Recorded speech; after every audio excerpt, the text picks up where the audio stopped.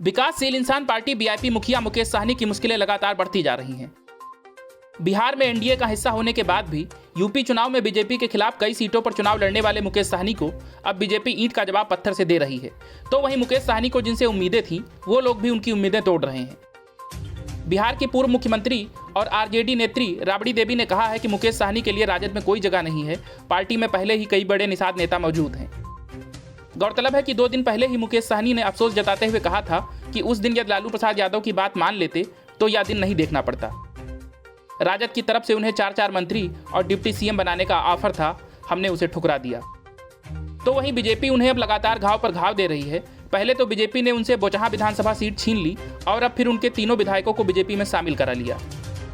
अब बीजेपी में आने के बाद साहनी के विधायक भी उन पर हमलावर हैं। बीआईपी पार्टी से बीजेपी में शामिल हुए विधायक राजू सिंह ने साहनी पर हमला बोला है। उन्होंने कहा कि बीआईपी चीफ मुकेश साहनी विकासशील इंसान पार्टी को एक निजी कंपनी की तरह चला रहे थे। ऐसी परिस्थिति में हम लोग उनके साथ काम नहीं कर सकते थे।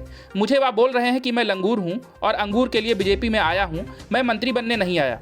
मैं कहना चाहता हूं कि साहनी 2020 का विधानसभा चुनाव हार गए थे, बीजेपी ने एमएलसी बनाकर मंत्री बनाया, तो लंगूर कौन है यह सबको पता है। राजू सिंह ने आगे कहा कि मुकेश साहनी को मंत्री पद से इस्तीफा देना चाहिए या नहीं, इस बारे में मैं कोई टिप्पणी करना नहीं चाहता। इसका फैसला बीजेपी आलाकमान करेगी।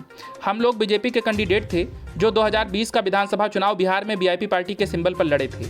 अब हम लोग बीजेपी में वापस आ गए हैं, घर वापसी हुई है, मजबूती से पार्टी के लिए काम करेंगे।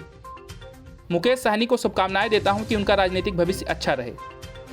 वो पार्टी में हम लोगों की अनदेखी करते थे, अपमानित करते थे। हम आत्मसम्मान से समझौता नहीं कर सकते थे, इसीलिए बीजेपी में आ गए। बीजेपी में आने का फैसला मैंने, विधायक मिश्रीलाल यादव, विधायक स्वर्णा सिंह ने खुद लिया है। बहरहाल मुकेश साहनी के लिए बिहार की राजनीति अब दूर की कौड़ी साबित हो रही है। Bureau news of India.